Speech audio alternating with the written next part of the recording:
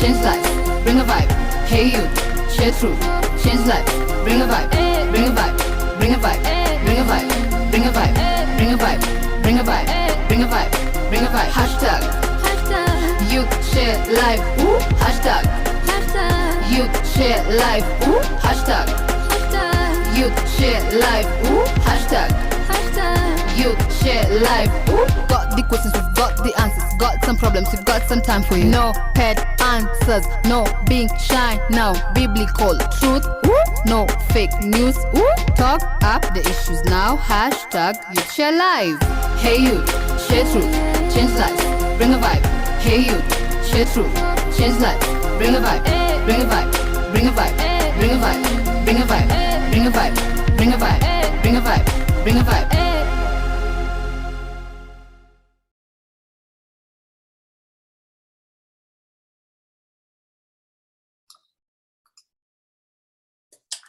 Hey, hey, hey. Welcome to everyone tonight. It's very good to have you back with us. Welcome to hashtag YouthSHARE Live. This is season 2. And tonight's show, which is the second of a 2-part series. The first last week was the sisterhood, and the ladies had their say. But tonight we're having the male room. And tonight is when the men are going to have their say.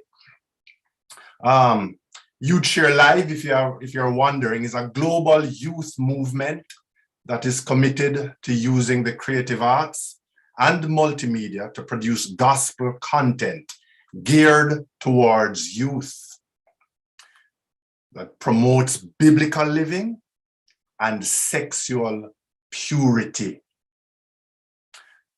I want to say a huge welcome to all our YouthSHARE Live team members, our mentors, our intercessors, our ministry affiliates, and listeners on Arrows International Radio. Thanks to Noel and AIR, Arrows International Radio. They're also streaming this show live. Now listen. During the show, we want you all to light up the chat. We want you to put in where you're tuning in from, where in the world you're tuning in from to tonight's show. We want to hear from you. Keep the chat active. I'm your host. My name is Homer Slack. And joining me tonight are some really good men, good for this topic. First, we have Pastor Philip Johnson. You're there, Pastor Philip Johnson. Just say hello. Pastor Philip Johnson. Just wave. We can't hear you. We're not hearing you, but you can sort that out. Pastor Philip Johnson is founder of Fingers from the Heart Ministries, which was named after his book, written in his hospital bed. This was after suffering a heart attack. He's also founder and owner of the Solid Base group of schools located in Spanish Town, Jamaica, which includes one of Jamaica's leading preparatory schools in academics. Congratulations, Pastor Philip. Good work. I hope I'm getting this right. He's the husband of one wife. Well, that I am sure of. The husband of one wife. Married for 23 years and father of one child, Philip? Two. Two children. Are you hearing me now? Yes, we're hearing you okay. Good. Yes, two children. Anela and Josh. Oh, okay. Bless you. Thank you for joining us. Joining us also is Jermaine Blake. You there, Jermaine? Hail up the people then. Yes, I am. Bless up. Hey, my brother. Good to have you, man.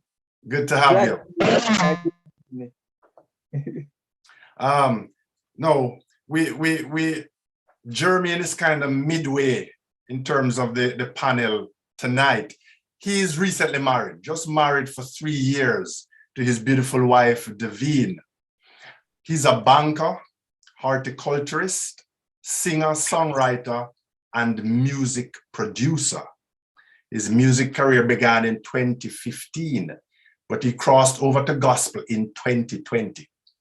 He has 1 gospel single out presently and is currently working on 3 more. We will play one of your music later, Jermaine. All right, no problem. Thank you. Yeah. So the people can hear it. We look forward to your album that you're working on. Thank you. Thank you. So we will hear Jermaine's song later, but most of all, he's part of the panel and will be talking with us tonight. Last but not least is Sir Dorian Slack. Welcome, Dorian. Yeah. How we doing? We good. You all right? Yeah, man. Dorian is a young unmarried man residing in the UK and working in the telecommunications industry. He is a graduate of Leeds Beckett University, having majored in sport and exercise therapies.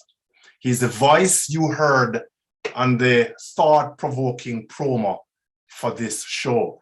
If you listen to that promo, I'm sure you'd realize why I say it's thought-provoking. It really gets you going, what he had to say on there. As I said before, our last show, The Sisterhood, the sisters had their say. If you want to watch what the sisters had to say last week, it's all available on our website, youthshare.live. It's also on our YouTube channel, YouthSHARE Live. But tonight, the men are going to have their say. The men are going to talk tonight. The ladies spoke last week.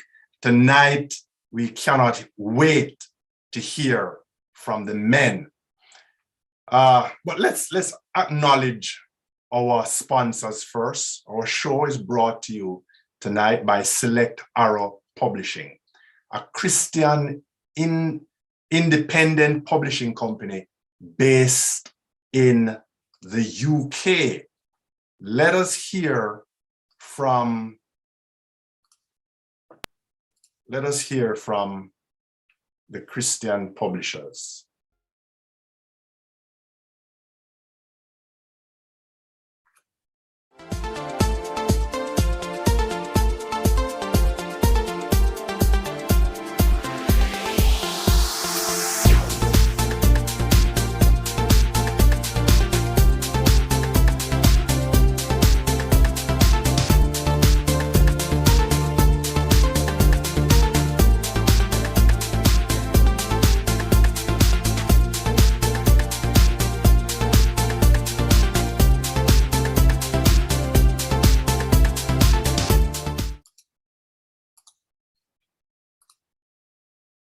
We want to say thanks to Select Arrow Publishing, the sponsor for the show tonight.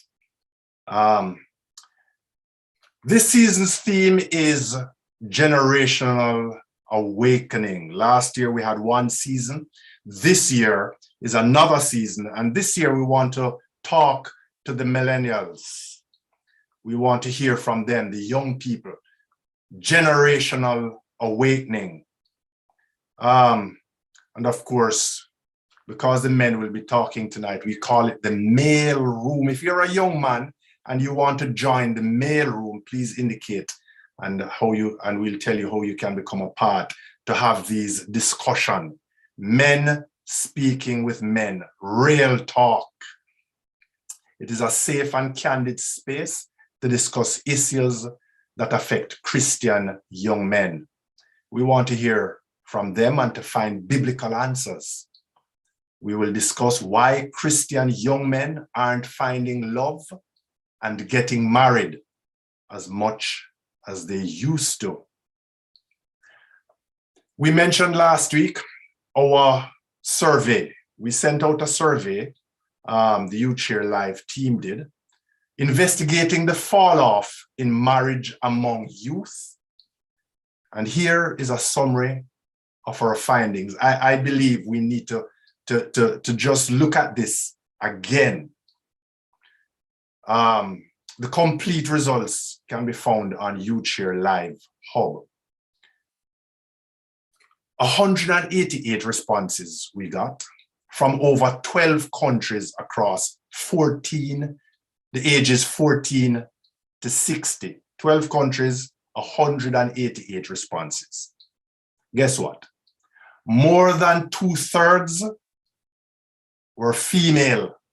So already, even from the survey, we're having to ask, where are the men? So ladies, it's not just you that are asking, where are the men? The survey is asking that. The churches are asking that, because I think the ratio in the churches are similar. 2/3 women, 1/3 men. Yeah, where are the men? We're asking. We have a YouthSHARE team, a production team. And of all the young people on this team, there's not one young man. All young ladies keeping things going. Where are the men? More than 50% believe there is a standoff between the sexes, according to the survey. So this idea that there's a standoff between the sexes is a real one. Over 70% agree that finding a suitable and sincere partner, listen to this, over 70% agree that finding a suitable and sincere partner, be it a husband or wife, is the biggest struggle they're faced with today. Finding a suitable and sincere partner. 85% feel that their generation is focused on the individual's interest rather than promoting self-sacrifice for the good of all. The days of the love that sacrifices are gone. Too many are looking to themselves and looking out for themselves. 92% feel that parents, including those in the church, are not training their children at home so that they can be of greater value to society. Is it that the problem has begun with the parents? Is it the generation before that is causing this problem because there's no training at home for the children? 66% feel that society is promoting individualism. Everything is pulling people apart, pulling family apart, and promoting people to be an individual, not depending on anybody else or needing anybody else. So I thought we needed to go back over that survey just a little so we know what we're dealing with. People agree that we're having a problem. Now, I'm sure you have many stories. I have a few of the problems young people are facing with getting into a relationship. The stories of hurting people, hurting other people are endless. The trust level between the sexes has never been lower. One woman said 7 years after she was married, she didn't believe her husband loved her. So she lived suspecting him and expecting that at any time soon, he would confirm her suspicions that he was no different from the other men who had hurt her in the past. 7 years after being married. No, this man, I'm sure he's just like the others. How about the woman who cannot bring herself to love or even like men? She was ill-treated by her father, abandoned by her 5 brothers. She was the only sister among her 5 brothers. She was then abused by men in her relationships. She can't even bring herself to rejoice when a friend,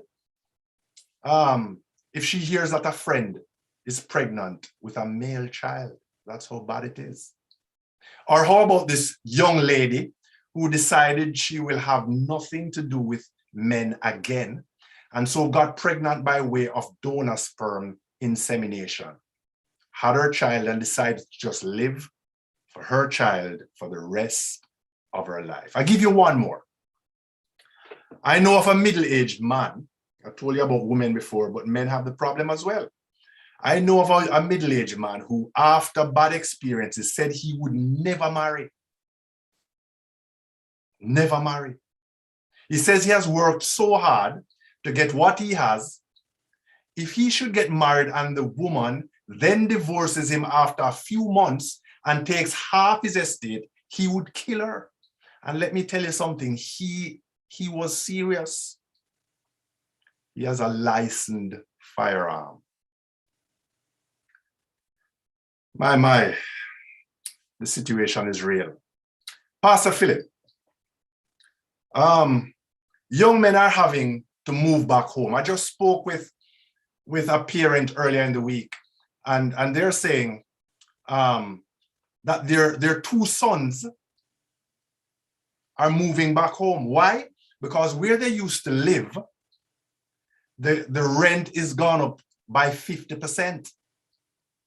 By 50%. And they just can't afford it anymore. They're looking to try to find somewhere that is cheaper, but all the prices are within that range. They just cannot find somewhere to live for cheaper. So they have to move back home. Now, what are the hopes of young men if they only have their bedroom in the family home to take their wives? What hope do they have? Should ladies begin to lower their expectations and settle for something a little less maybe than the ideal to suit the difficulties of the times? Pastor Philip. Well, again, let me greet everyone. Good night. Good night to you, Sir Homer Slack, and the rest of the team leaders and my colleagues who are here and everyone who has joined. What a question. As I hear the question, I remember a young man that I will talk about for about a minute or so. But this whole matter of a woman wondering if she is to go back into the home of a man, how little bed him have back at his family home. The scripture speaks to us in Genesis about leaving and cleaving. I mean, it speaks about leaving, father and mother. And while we understand it to be a physical departure, it's also a state of the mind. And so the ideal situation is that a young man will not take his wife back into the family home. That's the ideal situation. But there are many who will leave physically and mentally they are still in the family home. And there are some who can be physically in the family home, but they have left because it's really a condition of the mind as well. So while the ideal thing is for a man to marry and take his wife somewhere else, there are times that you will find yourself not being able to do so. There's a young man that I want to bring to our attention. And this is where I speak to the ladies now for the ladies to see exactly how to look at a man. Because if you don't understand how to look at a man, you can look at a man today who could be the most ideal man for you. But the manner in which you look at him will cause you to miss out on that grand opportunity. So there is a man who, his name is Delano Tucker. I believe by now many of us would have heard about or seen him. Viral videos recently of a condition, lifestyle condition, below poverty level. For those of you who would have not seen it, go and look at Delano Tucker, type in and look. When you watch that video of that young man, without seeing the help, before any help would have come to him, when I watched the video first, I never saw a young man in poverty. I saw a great leader. I saw a future man who would have perhaps been owning a large state company and a big manager. because I did not see him in his current situation. He never seemed comforted. He seemed as though he wanted to get out of it. And so that is the manner in which I invite females to look at men. Do you see him as a man now in poverty, or do you see the ambition of him? And that is why sometimes you can have a male who may be going back into the home of a family, and he's still a man full of ambition who will not be there for too long. True, true. But another part of the question says, should females lower their standards? I want to guard women about lowering your standard, because you are the ones who will have to live with whatever you lower your standard to. But also, let me guide you to women. Sometimes some women's standards are just too unreasonable, far too unreasonable. And so what they set, they may just never see it, you know. So you really have to be careful. What are your standards? Before I got married, I thought to myself, there's no way I was going to get married with a house and a car. No way possible. It wasn't possible. I knew that for sure. Yet when we got married, my wife and I took taxi for many years. Many years. It took us a year before we could buy a home. And so you may have the standards, but are they reasonable? So while I'll guard women about dropping their standards, also check to see that your standards are reasonable, because there are some young men who are full of ambition, who may not necessarily, you may not necessarily see them where they are to be now, but in due time, they will get there. They will get there. They will get there. So it's about their trajectory, their projections. Yes. Where you see them going. Are they? Yes. Am I going to lower my standard and stay here, or maybe even fall lower, or am I with someone who I'm confident that this is just for a season? Just a season. We just make doing until we work stuff out. Ladies, please remember, if you're listening, if you have tuned in on YouTube, on Facebook, please put your questions and your comments in the chat, so we can answer them. We can look at them. I want to ask Dorian, what are the main reasons why you think young men are not finding worthy wives? Is it just a financial problem where the young women don't want the young men because they're not earning enough and they don't have enough? Dorian. Just before I get into that, just to back up Pastor Philip there, I read a study, and this researcher, who was a woman, she asked 1,000 men and 1,000 women the same question, right? She said, if you could get 80% of the traits in your perfect partner in a spouse, would you marry that person? The men said 80%? That's a unicorn. That doesn't exist. I'd marry that woman in a heartbeat. She asked the women the same question, 80%, and many of them, God bless them, said 80% is settling and I won't settle. So that just shows you what some of these ladies, like Pastor Philip's saying, is just a little bit too high, it's a little bit too unreasonable, you know, where you could get 80% of what you want in a person and it's still not good enough. But going back to the question you're asking me, I think there's a couple different factors. I think that one of the main ones is, I think the mainstream media is doing a fantastic job in setting divisions between the sexes. There's a lot of over-reporting and stigmatizing of negative stories to do with men in relationships, and then under-reporting on the negative stuff on women in relationships. So, for instance, there's that famous case between Johnny Depp and now his ex-wife, Amber Heard. She lied and said he was, you know, domestically abusing her. So obviously it was front page news, Johnny Depp, da-da-da-da. Anyway, it turns out that she was lying and she was actually abusing him. And then when that side came out, it's just a drastic difference between the narratives because it didn't line up with what the mainstream media wanted to push.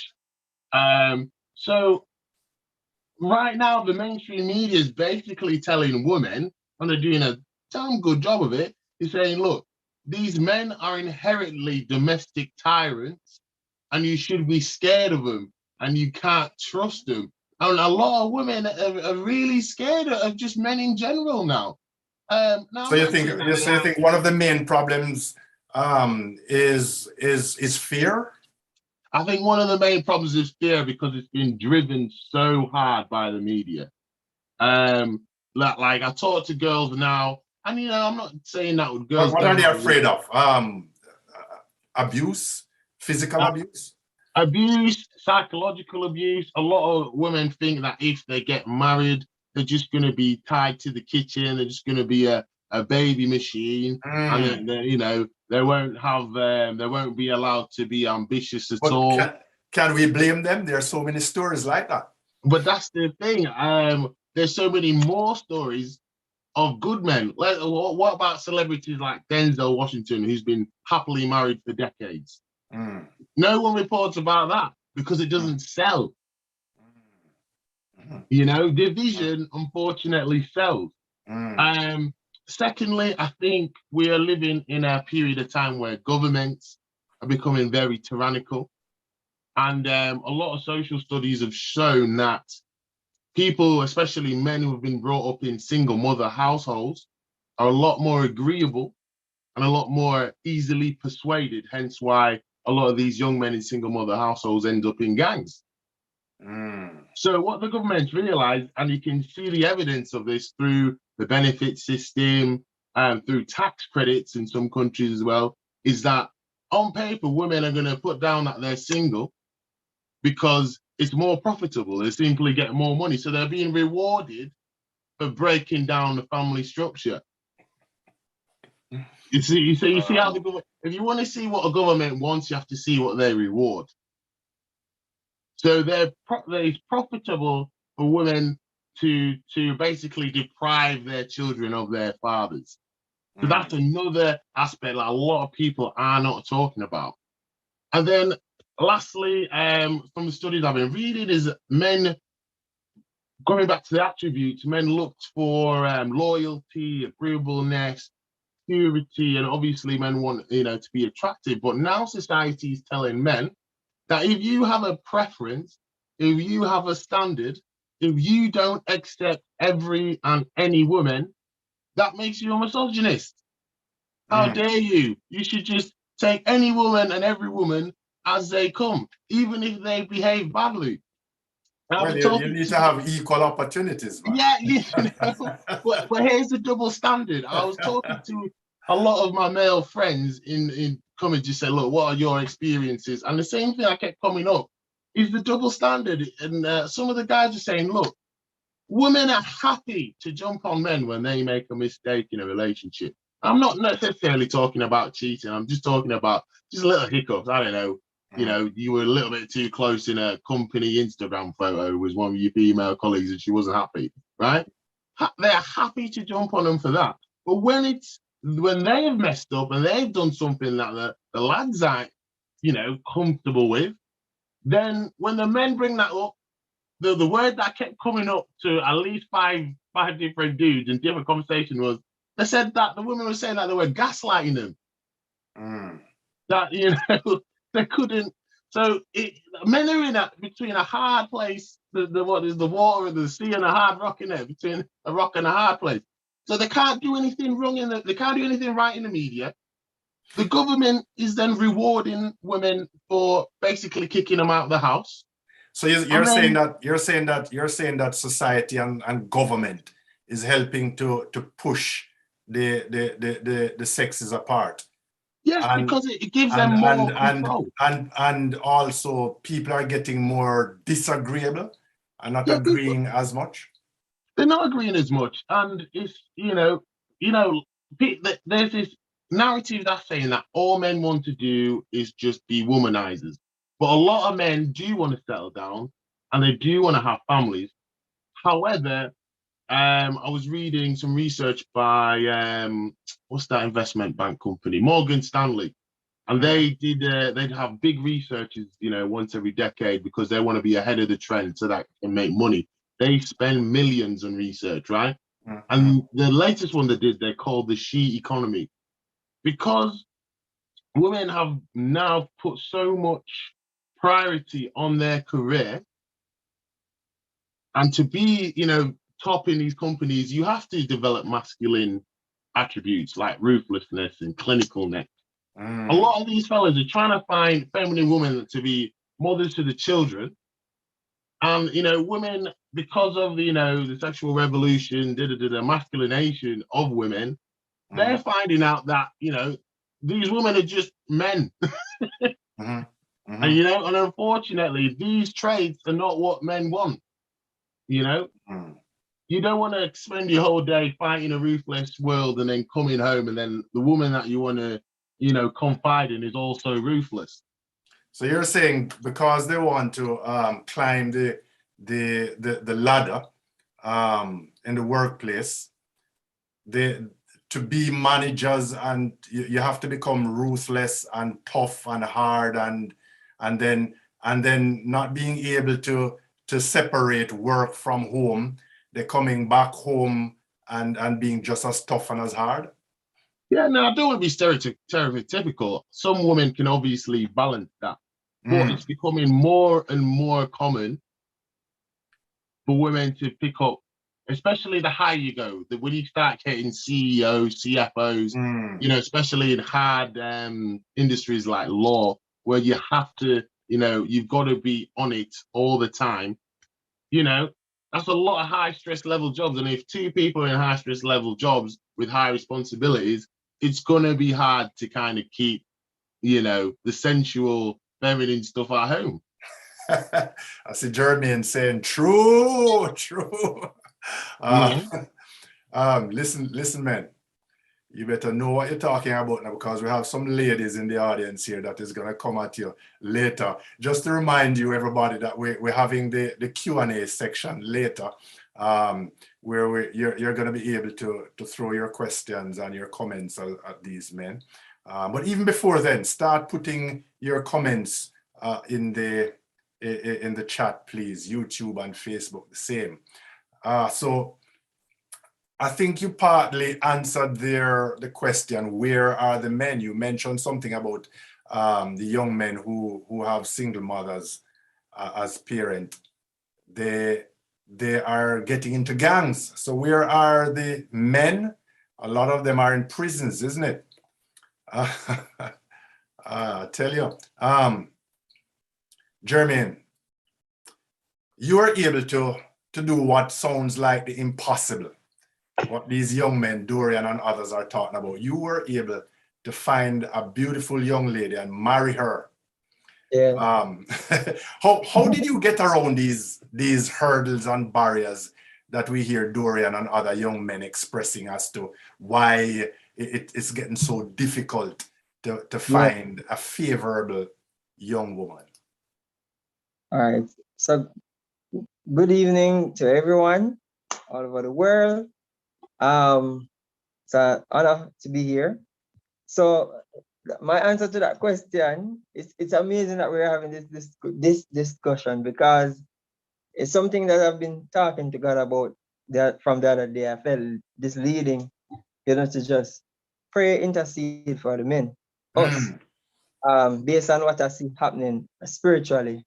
No, I don't want to, let me not go into too far with that. Let me just stick to the question. I was able to find my wife that I have now. I spent about 8 years looking. Yeah, and 8 years took me into 10 relationships, because I was trying to do it by myself. This is You're trying in the flesh. Yes, I was, and during that time I realized what two women that were in my life they're still in my life. They told me something when I was very young and I didn't quite grasp it. Mhm. One, it was my mother telling me, never let a woman put her hand on you. And in my mind at that time, I was like, women don't do that, and my mother said, you have no idea. Never let a woman put her hands on you. Is it? She was preparing me for the search. The second one was the head of HR Scotiabank, um, who by the voice of God awarded me a scholarship, right? Um, I was in the situation that young man that you mentioned. When I saw the video the other day, I couldn't watch all of it because kind of bring back a lot of memories. So I stopped about 2 minutes or so or less into the video. I couldn't watch it more, but I was in that situation and that lady saw me. And it's a good thing that she was looking with the spiritual eyes because she listened, she obeyed God. And when I asked her one day, I went down to that skyscraper, and went the building and went in her office and I said, I said her name and I said, why is it that you awarded me a scholarship, Them time I was so roughed up. And she was like, let me tell you what's happening in the world because you don't know. And this is a woman, the head of HR, right? She said to me, I'm going to tell you something right now that we have researched and we have found out that men in the world are being marginalized. When she said that, I never understand what she was talking about. So I said, I don't understand. I said, and she's like, take a walk down the corridor. And I went out of the office and I walked and I looked and look, go all the way down to the end, come back in her office. And she said, what did you see? And I said, I just see offices, and people doing them work. And she said, did you see one man? And I said, no. And she said, that is the problem. That is She the said, problem. it's not that you boys, you men, males are not showing up. It is that you are being skewed out intentionally. So she said to me, she said, this scholarship that we have given you, you cannot afford to fail. We need men in the organization. Exactly. She's like, we need more men because she said she's looking around right now. At the time, she had a young daughter, 2 daughters, and she was like, I'm looking and I can't see one man that I can say, yes, I can pair them with because it's so few of you. Most of the men have somebody already. And you guys are becoming a minority, almost endangered. And since she said that to me from that day, it never left my mind. Now, relationship part, while looking for my partners, I had all these things in my mind with these powerful women, what they put in me. I was looking with that kind of eye, I tell you, Uncle Omar, it was after many trial and error, some trial and error, what I mean, almost land me in a jail. I know exactly what Johnny Depp went through. Yeah. I was not married, I was in that situation where I was accused of such and such. And I, myself as a man, I have to call a friend of mine, a male friend of mine, and say, hey, this is happening. And then you got to call the police first. Don't let her first you because once she called them before you, even if you never do nothing, you have to tell tonight. You're in trouble. So I had to do that, and that was how I got out of that situation. There were instances, where I was talking to, females younger than me or older than me, and some who were established already, and in church too. And you think that time was running out on them. That's all I heard at the dates. Time is running out, and they want to have children, they want to marry, they want to settle down. These are females, and Uncle Omar, I remember, I can give just this one instance before I land in on my wife. This was the last straw where broke the camel's back, as we said that in Jamaica. The final straw. I went out on a date with a young lady one night, and she Mhm. was a bit younger than me. And it was that issue. And she expressed to me, she's a Christian. I said, I'm a Christian too. She said I said, why is it that you haven't found an husband? I don't understand that part. Mhm. She said to me that no man wants to wait on sex, and marital sex. They want before. So Is I it? said to her, I said, yeah, that's what she said. She said she don't find any males where, that are willing to wait. Everybody wants to fornicate and she doesn't want that. So she's just believing God for that person. Whoa. Uncle Woman, at the time I was not driving. At the time I had just bought a 2-bedroom apartment, right?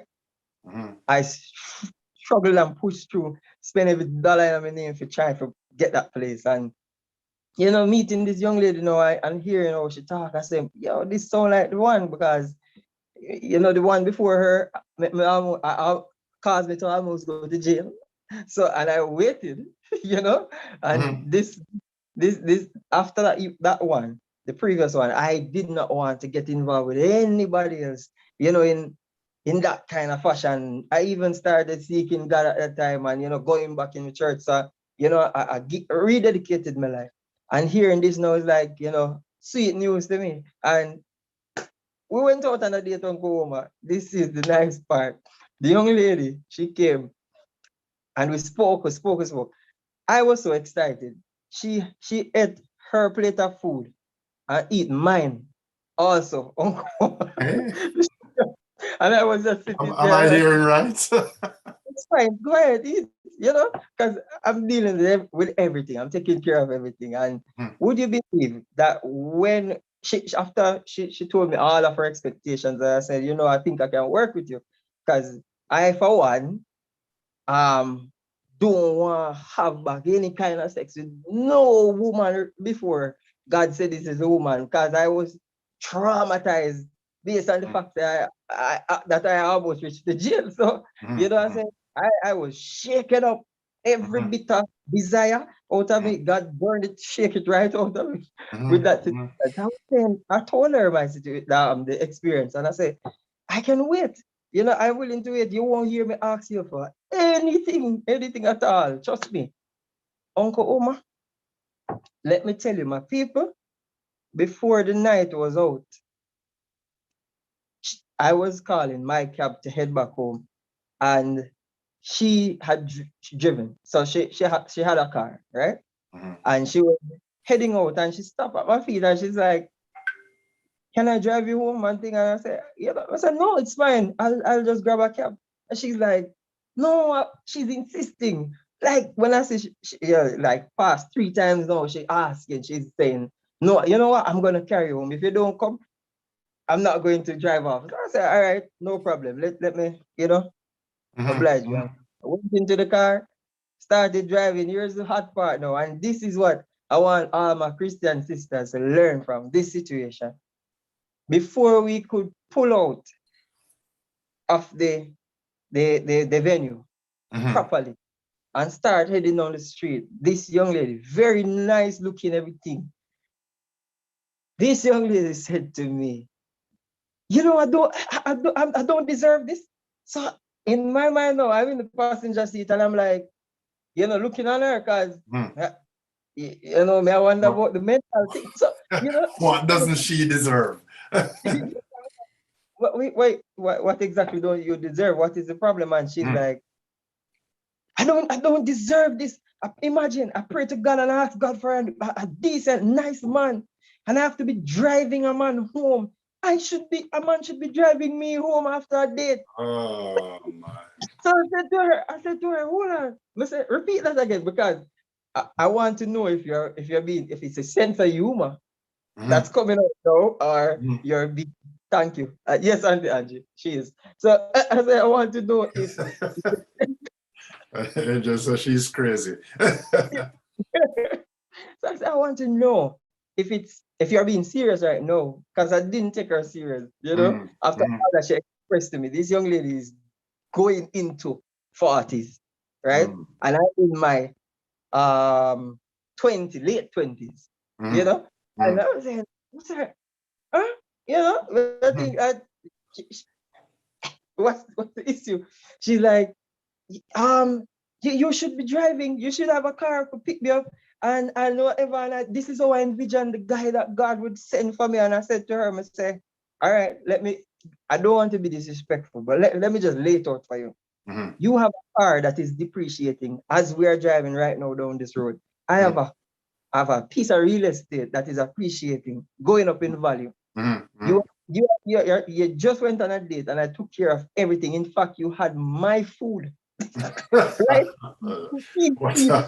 What a And you know, discussion to be having on a first date. I tell you, what I'm saying, men love them food, and I allowed you to have my food, the whole of it. And I said, what is the issue? Your age, you say your age come off of the calendar. You say time is running out where it concerns your eggs, you want to get married. So I'm like, what is the problem? I don't get it. They say, if it is a car, I know I'm going to have a car in a few, but I wanted to get a place first. At that time, I wanted to get a place first, and she was, I had Uncle Oma, I had to go off on her. I said, listen, stop the car right now. Stop the car. If Oh anybody my. notices, down that little dark stretch there. I said, I'm coming out. I'm going home. I'm going to call my cab.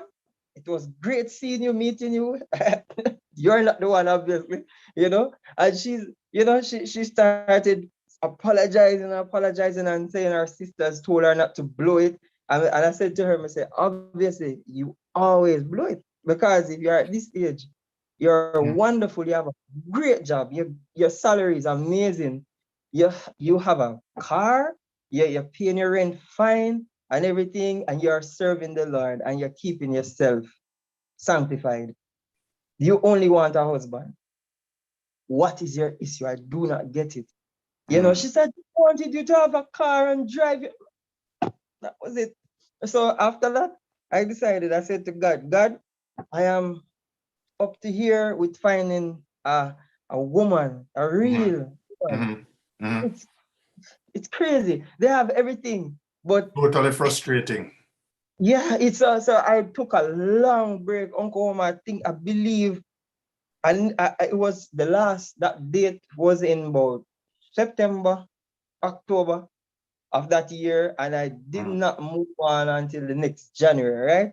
That might be a long time, but God, I told God that, Father, if you do not bring the next woman, I don't want to see her.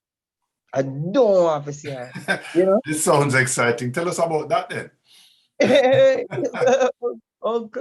I went down on my knees to God and I said, Father, I am finished. I am finished. I know I am not the other way. I know I am just built exactly how you say. I like women. I am attracted to them. It's all women for me. But I said, God, it has to be more than the physique. It has to be more than their accomplishment. It has to be more than, it has to be about you. So teach me how to love. Let me first fall in love with you, keep everybody away from me. And no matter, I can tell you, I can count and pass my two hands, all of my fingers, the amount of female that approach me during that time, or drop hints. So when you pray a prayer like that, the devil just sends them. It's same So release. how do you know which one God sent as against the ones that the devil is sending? There was no peace. I see. When they came to me, they were looking fine. All of them. Uncle Oma, I can tell you one good thing. No, not one good thing, but I can tell you one thing that God do for me. I have never seen every one of the females that has been attracted to me are, every one of them look amazing, right? So that wasn't a question about, okay, this one don't match up or whatever. All of them, it looked like they walk out of some, what you call it, magazine. Yeah. Magazine girls. and, and yet still, when they came to me and whatever, there was no peace. And I would say to them, I got so blunt, Uncle Homer, that when one young lady walk up to me at the bank and she was like, she liked me and stuff, and I said, all right, let me. Oh, she approached you? Approach me, yeah, because okay then. There's sometimes it's like that sometimes. So okay, all right. like she liked me, and I said to her, I tell you, I started naming out. I said, I'm not even going to waste another dollar on any date.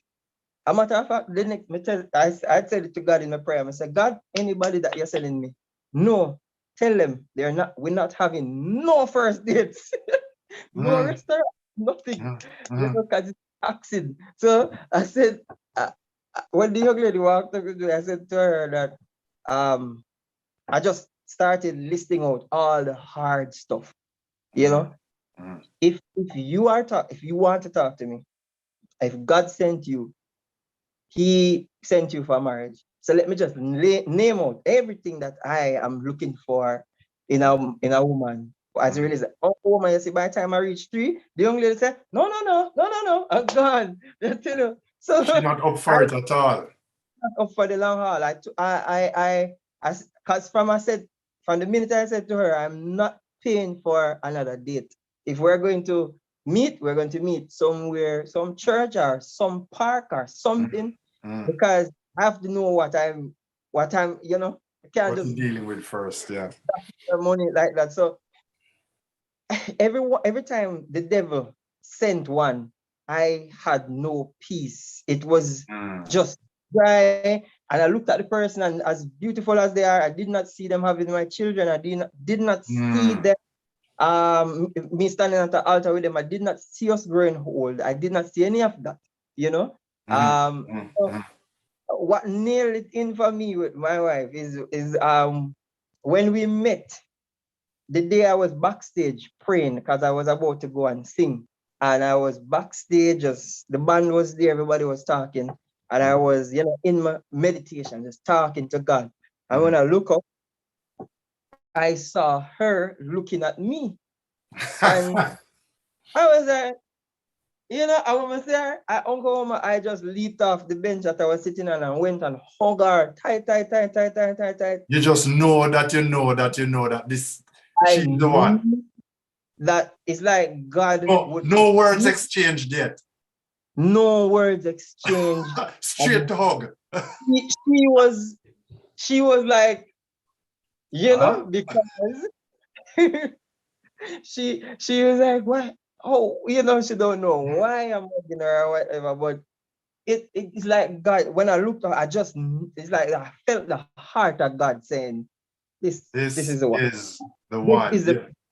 So to every young man, if it's not God making that choice for you, you're wasting your time. It has to be God that makes that choice. So the pointers are, young men, don't try in the flesh. Do not dare. Don't try to do it on your own. Pray and ask God, and when the one turns up, you will know the connection will be made right away. That was a brilliant one, Jeremy. Thank you so much for that. We want to acknowledge Leroy Palmer on Facebook, from Facebook. Says the pool of women is too small. That's why he thinks there's a difficulty in finding women. Want to hail up Chantel from Linton Park in St. Anne, and somebody else hailing up from Savlamar, Westmoreland, Jamaica. Society posed this thing as gender equality. Some women want to be in the position as men, not only in male-dominating jobs, but claiming they are their own boss and they are independent and don't need a man to get what they want. Yep, the conversation continues. Are we getting questions in? Please remember to ask your questions, to put it in the chat. and to let us know what's happening. We're gonna take a break, and when we come back, we're gonna talk a little bit more, this time about the problem of role switching. You know, the woman taking on the role of the man and the man taking on the role of the woman. Stay tuned.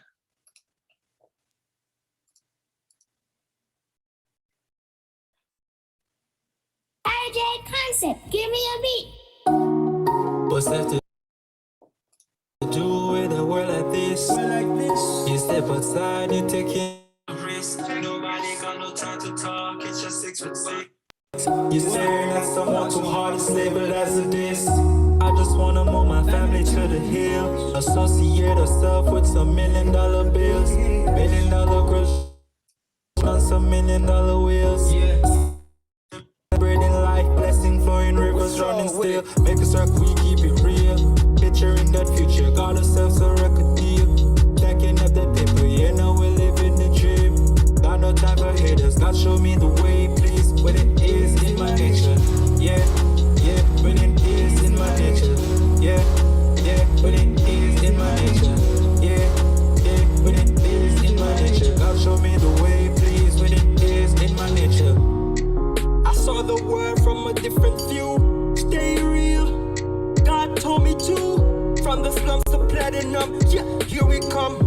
It's finished. Tell the devil that it's done. My hands on my dream. Yes, it's really near. Matter of fact, scratch that, cause it's really here. #1 for every song that we're singing. Go ahead, turn us up. It's the truth to bring it. I just wanna move my family to the hill. Associate herself with some $1 million bills. $1 million girls are not some $1 million wheels. Celebrating life, blessing flowing, rivers running still. Make circle, we keep it real. Picturing that future, got ourselves a record deal. Stacking up that paper, yeah, now we live in the dream.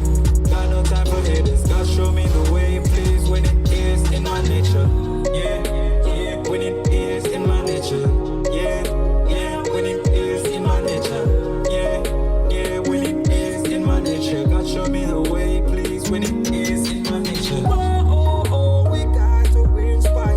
No, oh, oh, we'll never be tired. All those late nights when we were up and we got the billboard, yeah, calling us. I just wanna move my family to the hill. Associate herself with some $1 million bills. $1 million girls earn on some $1 million wheels. Celebrating life, blessing flowing, rivers running still. Make a circle, we keep it real. Picturing that picture, got ourselves a record deal. Stacking up that paper, yeah, now we live in the dream. Got no time for haters, God show me the way, please. That was Jermaine, one of the singles he's presently working on. I tell you, I feel it, Jermaine. Thank you so much. It's a song that really get you moving, you know? Yeah. Really get you moving. We're looking forward, man. We're looking forward to your new singles and your album that is to come out.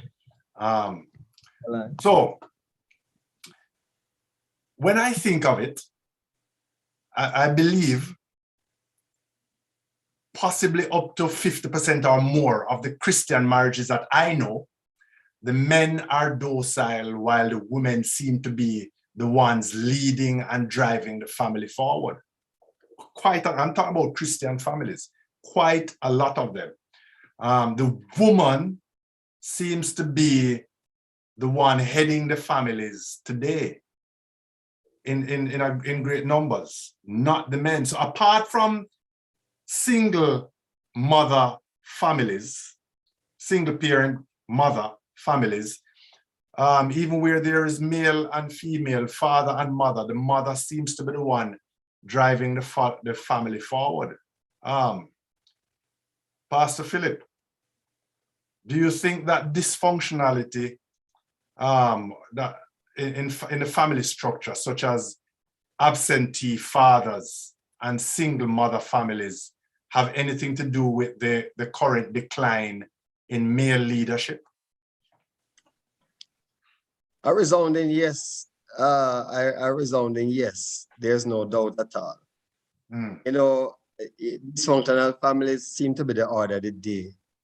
And then, you know, one of the first things I do with any couple I sit with, one of the first sessions I have when people want to get married is to take them back from their history, take them back from their roots, how they were brought up, how they were socialized, because I want for them to understand that the manner in which they were brought up will affect their marriage.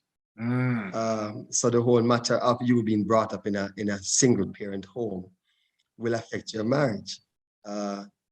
You know, and so it is important for us to understand that we don't just take on somebody just so. You know, you need to find out the history.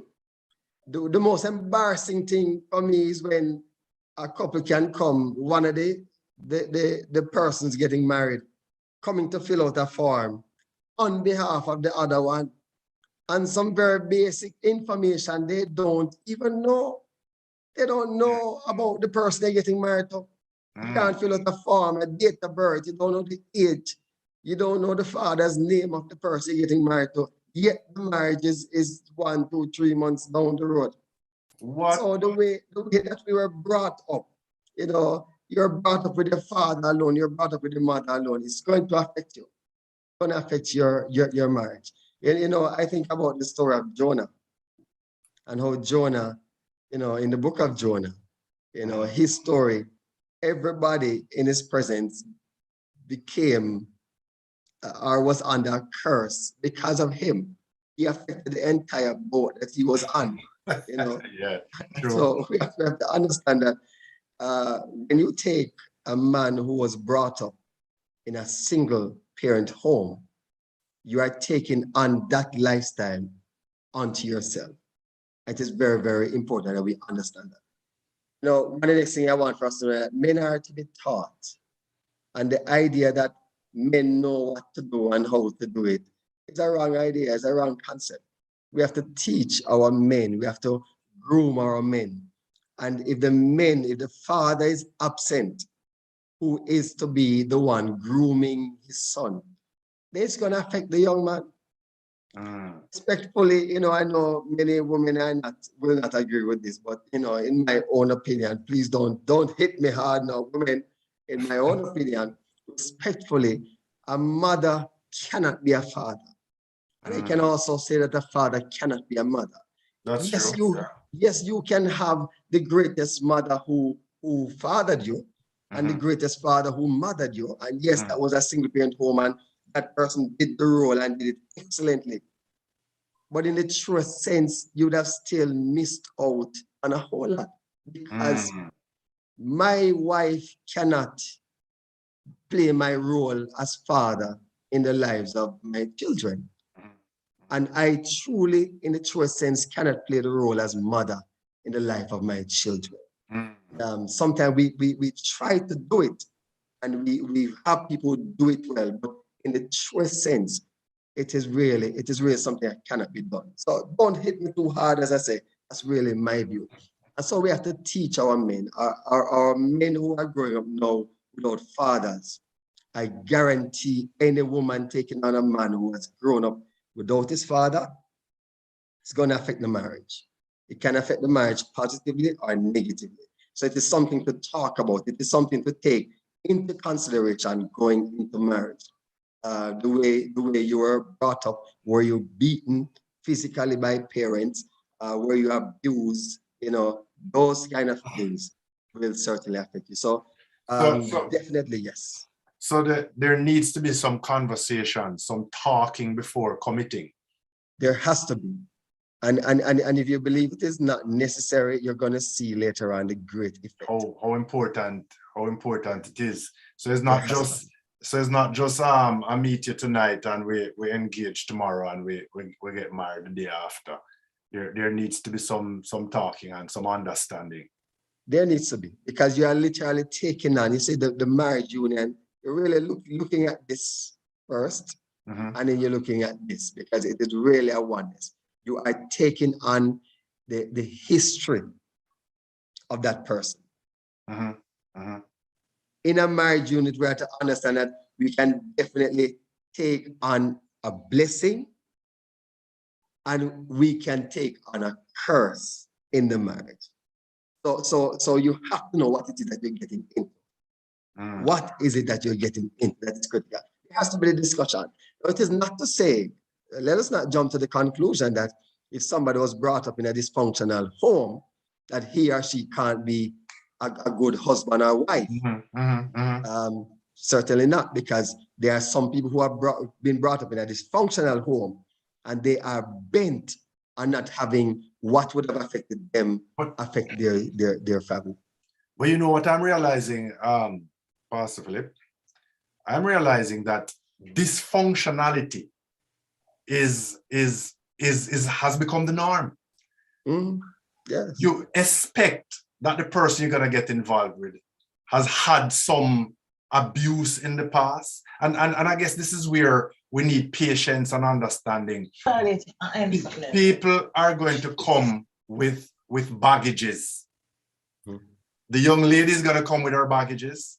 The young man is going to come with his baggages. There is going to be dysfunctionality because of the type of society we're living in today. There's going to be problems, making it even so much more important that there be discussion, there be talk, there be honesty and openness. Yes, yes.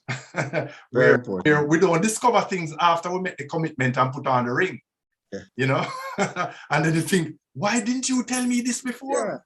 Yeah. And too much of that is happening too. Too much of that happening. Too much of that happening presently. Yeah.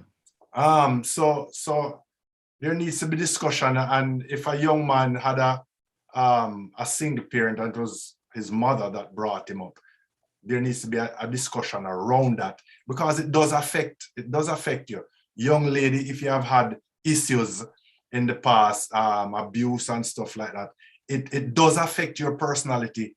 Talk about it. And a big red flag too. Yes. If you find a partner who does not want to talk, it is a red flag. You know, it is a red flag. They could be hiding something. Yes, and there are reasons why somebody may not want to talk, but the mere fact that you do not want to talk, it's something of deep concern that we are not to take like that. Not to take like that. Jermaine, you spoke about your HR manager telling you that, or showing you that there wasn't any men there. Women are taking over the workplace and higher education institutions. You'll find that that's happening in higher education as well. Why do you think this is happening? Why men seem to be so absent? Is society becoming more sex oriented and it's all about this sex or that sex? Are we becoming too aware of sex? Are men simply just not stepping up? I can. Yeah, go ahead, Jeremy. Yeah. I believe without the shadow of a doubt that certain aspects of feminism, even though it was created before I was born, but that movement, what it has done is it has won the battle, right? For women to stop being marginalized on every scale, every industry you find, whatever, it has won the battle. However, it is still being prolonged. It is still being pushed as if things are the way as if things are still the way it used to be back in the days. I am aware of women not being able to vote in the past, you know, not getting certain respects that should have been given to them. However, I know for sure that the way things are right now for men is the way it used to be for women. even though we are allowed certain things in this modern age, it doesn't mean that there isn't an instrument there that is trying to keep you out of coming, basically. So what we see now is male and female born in a family. The female, without the shadow of a doubt, will get more preference over that male child, right? Used to be the other way around, wasn't it? It used to be the other way around. Now it's turned, and I can say, I have heard so many women who have sons being, I hear them say that, you know, they notice this, they see it. And I've been saying, I said it to in a discussion the other day to some ladies, you know, that until you have a son, you will never fully understand what we men endure on a day-to-day basis. You will never fully understand the load that we have to carry, even though it seems as if we are so few, right? So I don't think the men are missing. I believe, without a shadow of a doubt, and I'm not afraid of being lashed for it. I've been told off. I've had women up in the face, you know, telling me that I'm wrong. I've never been afraid. I bring on the lashes. So, you know, but when I pray and talk to my father, really, my eyes open and I see where men are being pushed out of the room. And a lot of men also have to run out of the room, if you get me. In that, the opportunities for men have been so held back or taken away, and they're still expected to perform the way they used to perform. And I can go a little bit more in detail. For example, a man did not get, and I've seen this, boy and girl grow. The girl gets the preference to go to school because they say that the man can fend for himself. Where a man, that's what I hear from a child, right? From as a child. So that male becomes a skilled worker and works as a contractor on a you know, a site or so. That female goes all the way up to PhD. They are still compared.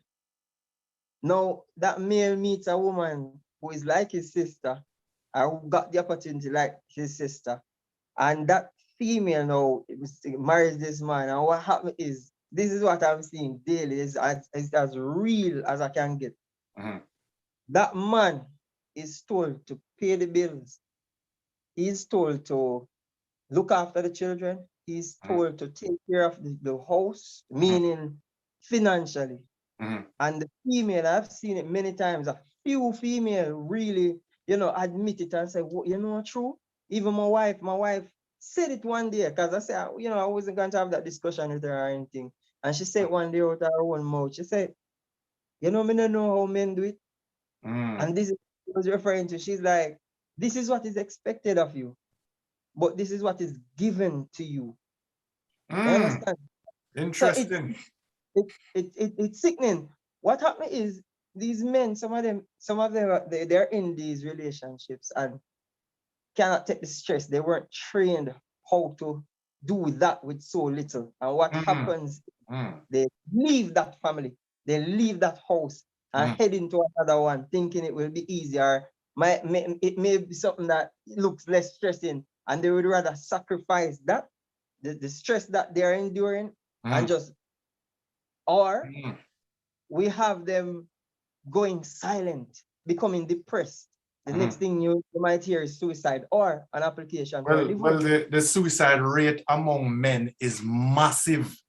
It's massive. Sorry, I should have gotten the statistics before, but the problem of suicide is among men. Dorian, is it that there is an agenda a devilish agenda to remove Adam, because the devil knows that if Adam is out the way, then it will be an easier job getting around Eve. Is it a devilish agenda to get rid of men, or is it that men just growing lazy and just won't step up? Well, like you said, it definitely is. The first example was obviously in the garden. You know, the devil deceived Eve, and then Eve persuaded Adam. And then there's numerous examples in the Bible where we see men not standing up in their position and not living up to their authority as head of the family. And in all of those examples, society falls into a downward spiral. The devil knows if the man is not stepping up to leadership, then things start to fall away.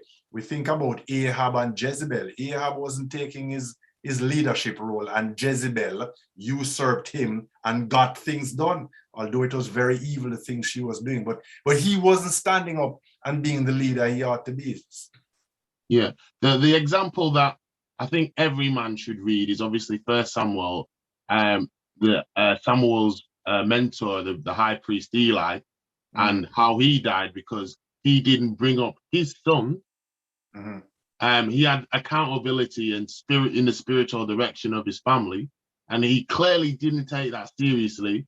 His sons Hophni and Phineas ended up, not fearing the things of God, taking women and stealing from the offering and stuff. And then obviously, God sent Samuel to Eli. He didn't send him to his mother. He sent it to Eli. Eli ended up breaking his neck. So to all my fellas out there, to all my men out there who are our fathers, who want to be fathers, that is a warning to you, yeah? Women can say whatever they want. By the end of the day, the accountability of the spiritual direction of your family falls on your neck. It is your neck on the line. All right? So we need to take that seriously. We need to make sure that we are in the word. I thank God for you, Dad. I thank God for my pastor at the moment, who you guys don't play with me. And your pastor said, look, a reader now is a leader in the future. If you want to lead a family, if you want to be a man of God and you want to lead your wife and your children, you have to put in the hours in the word. You got to know what the scripture says, what the scripture doesn't say. You got to know, you got to have that anchor in the biblical truths. And what worries me is when I hear Christian women and I hear Christian men spouting feminist ideology, and then the counter to the feminist ideology is called men going their own way now, or MGTOW. What that immediately shows me is that these Christians obviously don't know or have anchor in what the Bible and what God promises them if they commit to him. All this feminism, all this MGTOW stuff is coming out of a place of fear. If I get married to this man, he's going to think he owns me.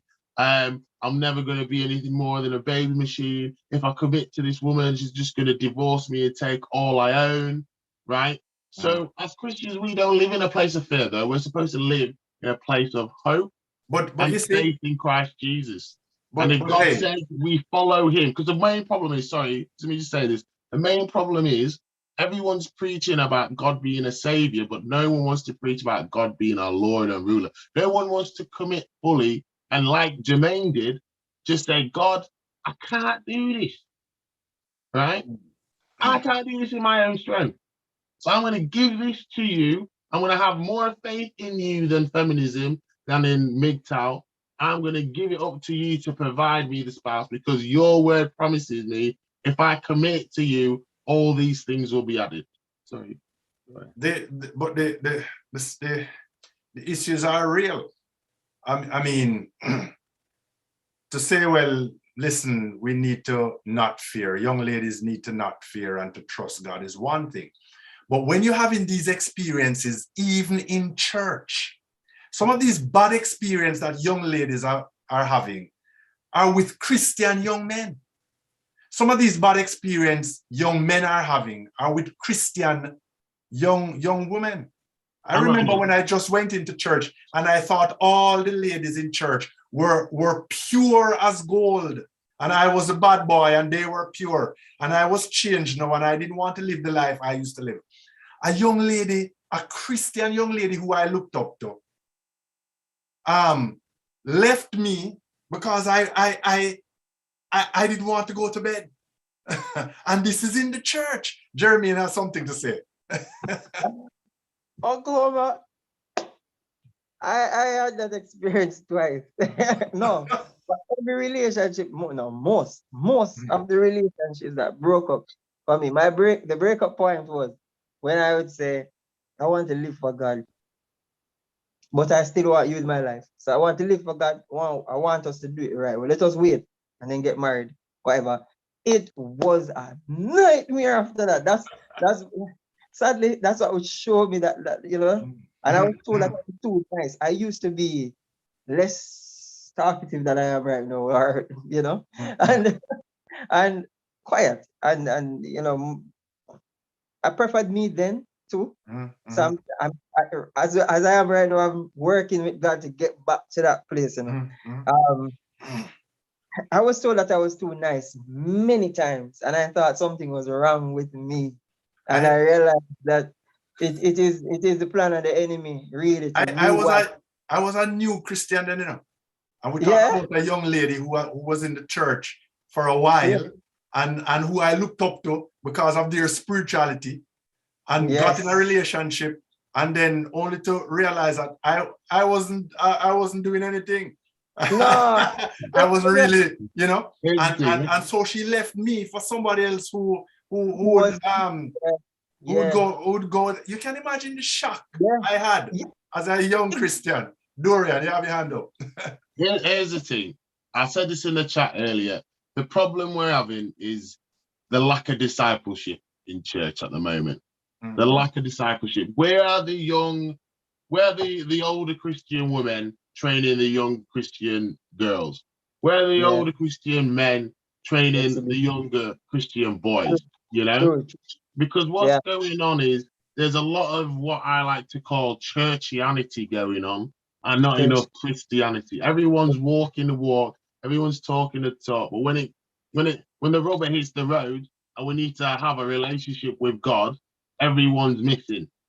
Yeah. You know, when you put your standard down, you're saying, all right, this is what the Bible says, let's do it this way. You know, people are more concerned about how the relationship looks and what ministry is doing. And then I hear Christian girls say this all the time, oh, there's no Christian men in church. But there are Christian men in churches. What they mean to say is there's not enough youth pastors or worship leaders. But the guy who's helping setting up church, who's doing the cameras, who's doing all the, you know, the ushering stuff, he's not good enough because he's not singing in front of the church.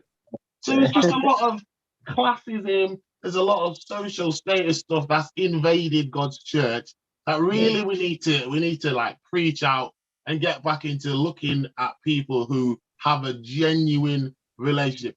The last thing I'll say before I move on, the best advice Mum has ever given me about dating is this. She said, Dorian, the woman you're going to marry, this is the only criteria my mother has ever given me. She said, she has to love Jesus more than she'll ever love you. If she loves Jesus more than she loves you, the marriage will work. If she doesn't, you're going to have problems. And I'm taking that one, you know what I mean? That one's for free. Straight. Pastor Philip, how we're gonna deal as a pastor? How we're gonna deal with this issue of the older women training up the younger women and the older men training up the younger men? There's so many other issues in church that takes one's attention. That to get around to the whole training thing is difficult, isn't it? If it is difficult for a church, we're in trouble. By the way, I was bumped off earlier. So sorry about that. I just rejoined. My internet got disconnected. Oh, okay. If it is difficult for the church, we're in trouble. We have to get to the place where we realize that we should not be afraid to talk in the church. Because at times we were afraid, we couldn't talk. Some things you could not discuss in church. We now reach a place where the women and the men, the young boys, the children, they're having every bit of information at their fingertips. But And from the wrong sources. From there are people out there who what they are putting out there for our children, it is nonsense, but they're sucking it up because it is there. So the church must be now become more aggressive. I tell you something, an atheist, you see, somebody who does not believe in God will go to the extreme to convince you that there's no God and that you're wasting your time. They go to the extreme. And then we the church, we get so, you know, it's like almost we don't want to share this because we don't want to look like we're pushing down things in people's throat and so on. We need to teach our young men and our young women and not be afraid to talk as well. It is better they hear it in the church from a biblical perspective than go there and hear the nonsense that is out there. I call on church leaders to not be afraid to have the discussion. Have the discussion, open up the floor. Let people understand that this is something that we can talk about. We can talk about it. Absolutely nothing is wrong with talking about the topic. Will we all agree on it? Certainly not. But let us talk and let the conversation start in the church. We have to learn that if we are afraid to teach, we are in trouble with the church. Jermaine, I see your hand up. Is it that you wanted to say something, or is that from the last time?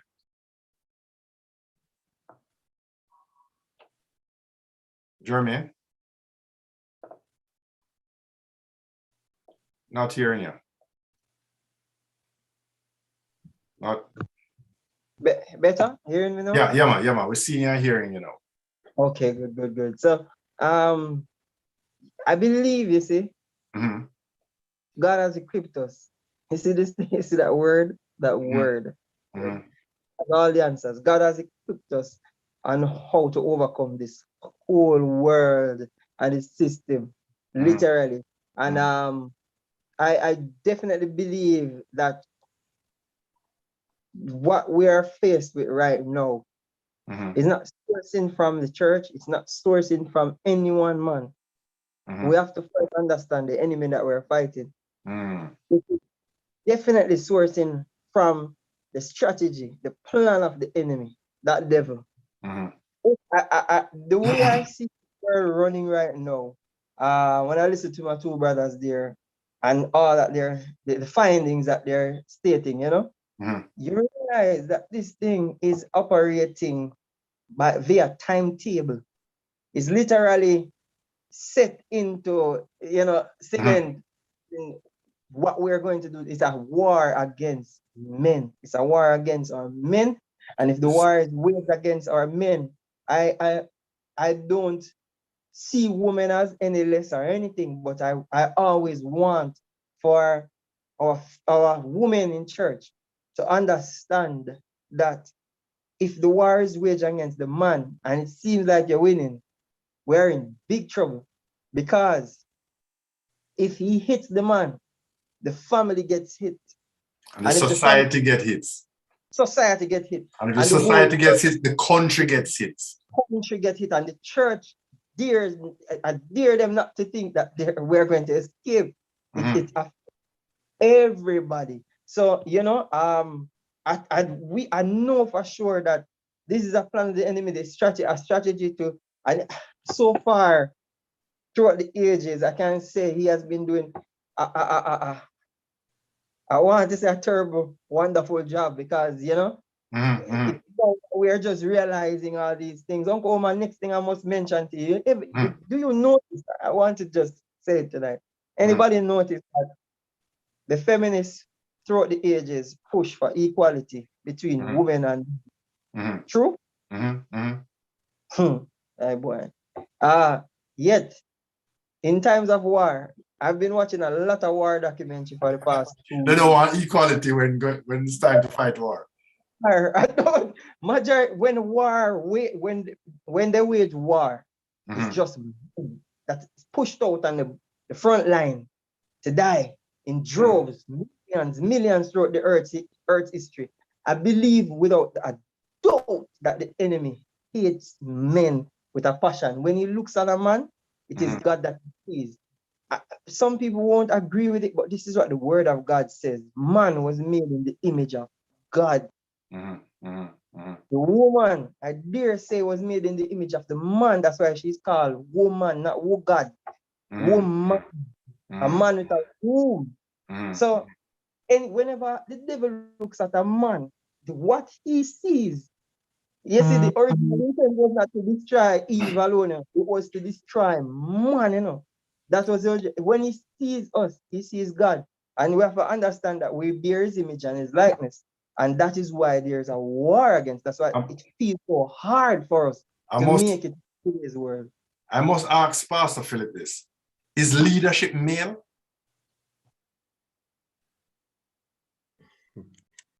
If leadership is male, full stop? Full stop. Well, I'm going to tell you why I ask. I'm going to tell you why I ask. When God came into the garden, he didn't say, Eve, where are you? He said, Adam, where are you? Yeah. How many sons did Jacob have? Israel have? How many children did Israel have? You ask most people that, they say 12 because they know about the 12 tribes of Israel. Because you don't hear anything about Jacob's the girl. You don't hear anything about the daughter. Jesus, couldn't he find one disciple that was female? And the list goes on. You have never seen a female angel, for example. Is from God's perspective, is leadership male? Well, let me guard myself in answering, because I want for the women to understand that there are certainly great leaders in our women. And we have seen some even in the Bible as well, yeah? We see it in the scripture, right? And we see it today. So let me put that there first and foremost. But there's something that is tied to leadership that I don't believe that we pay much attention to, and it is responsibility. That is why you'd see a lot of emphasis being placed on men where leadership is concerned. Because God, when he went back to the Garden of Eden after they fell, he never had to call Eve because Eve was not responsible for herself, you know. Adam was responsible for Eve. And so he called Adam because Adam was the leader and the primary one who was responsible. And there's a great element that we've taken out of leadership today, because men feel now as though we are leaders in our homes, we are husbands, we are head, but we are not responsible. We cannot give account for our families. And that if you cannot be responsible or give account for your family, you are not yet ready for leadership. And so leadership primarily is men, because is joined to men primarily because it comes with responsibility. At the end of the day, every man is responsible for his family. And I can guard the woman on this. If you find a man who does not want to take responsibility, or you don't find a man yet. True. Men have to be responsible. So leadership really is men, but in the truest sense of the word, as it's attached to responsibility.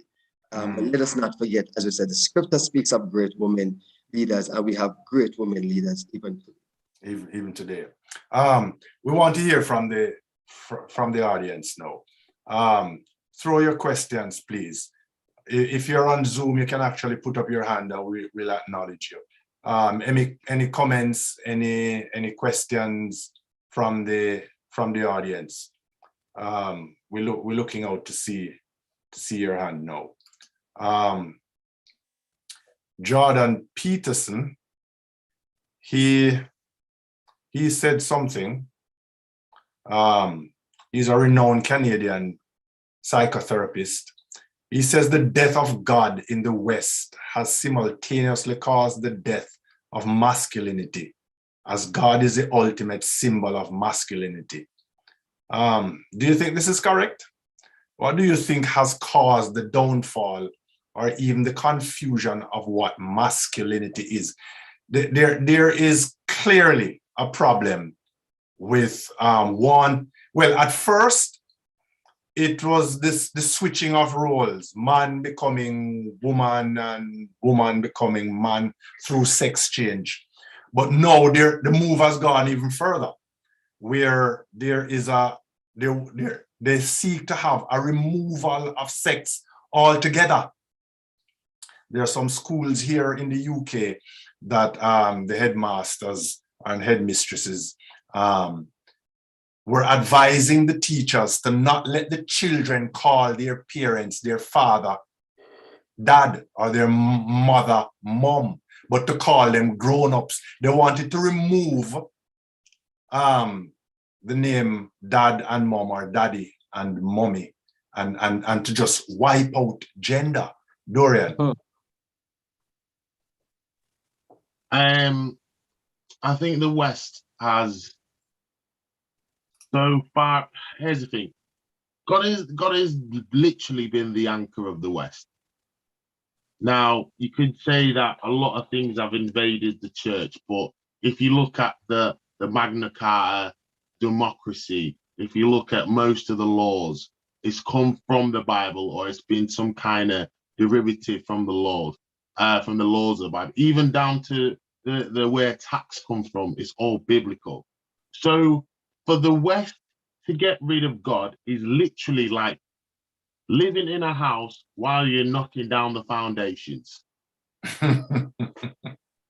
You know what I'm saying? Killing yourself. You're killing yourself. You're underneath your house, right? Your two-story house, and you're literally got the sledgehammer and you're hitting the foundations while you stood underneath the house.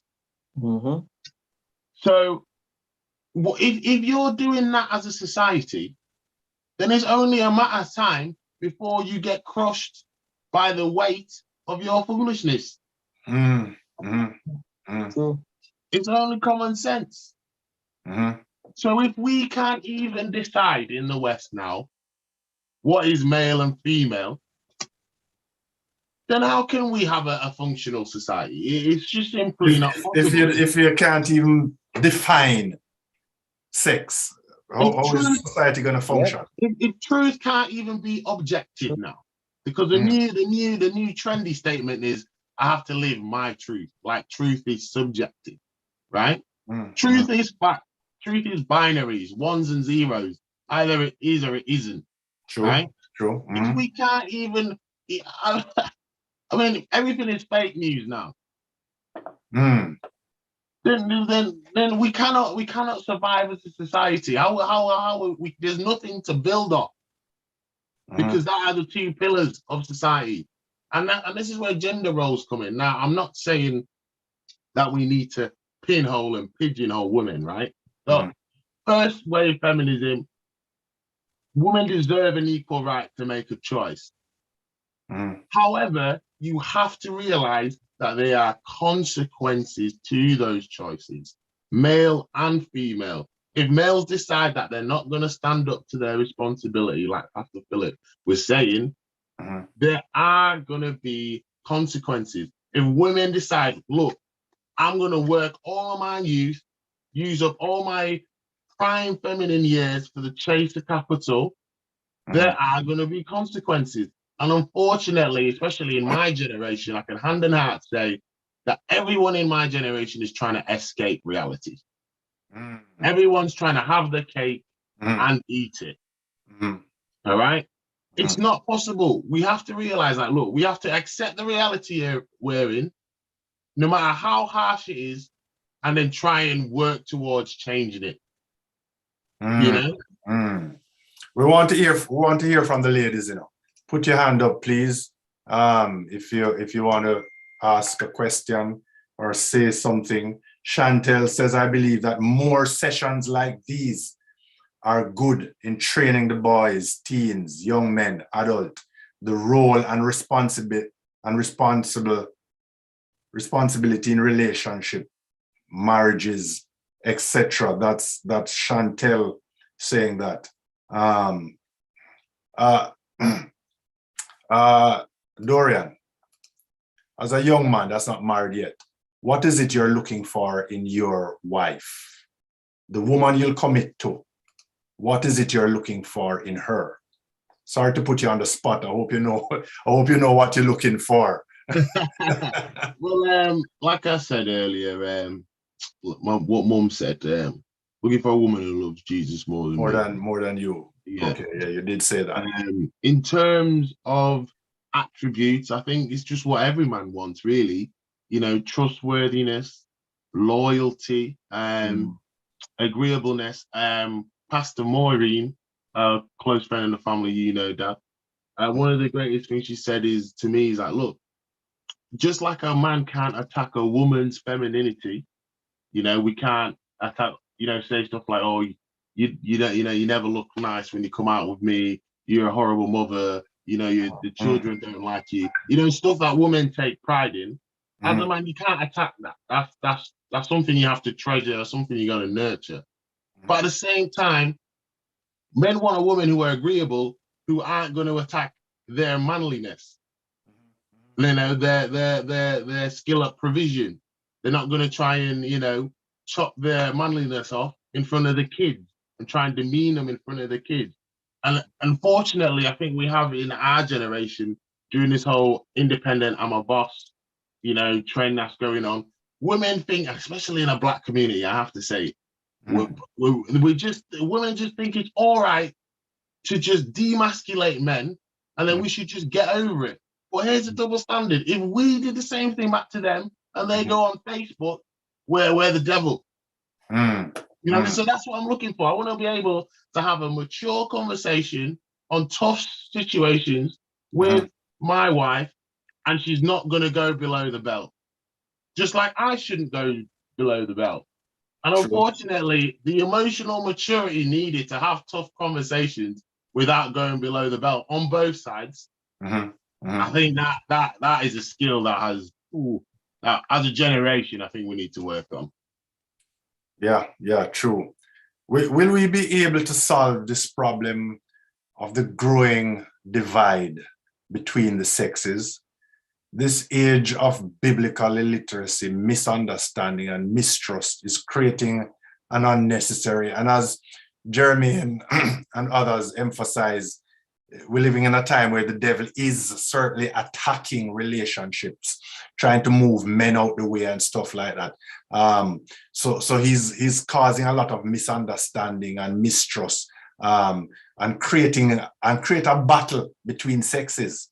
Is there any hope for our young people, or should they be preparing more to live and grow old alone? Your closing statement, please, panelists, starting with Pastor Philip. There is a lot of hope. There's a lot of hope. Oh, sorry, Pastor Philip. Could I hold you there? I think Jeremy is going to have to leave soon to get his darling wife at work. So let Jeremy go first. Your closing statement. She's on her way, so he can. Oh, it's fine. All right, yeah. Pastor Johnson. I hope you still have a bed tonight, you know, Jeremy. He's gonna sleep in the doghouse. The dog was his. Didn't turn up to get her. I tell you. Yeah, there's still hope. You know, we have limited resources, but I can tell you, if we have not yet seen that our young people are our greatest resource, no, we are still blinded.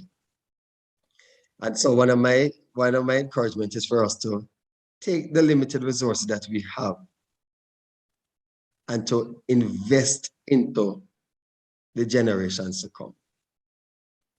We are holding back on them. We are afraid to let them go because we feel as though they can't manage.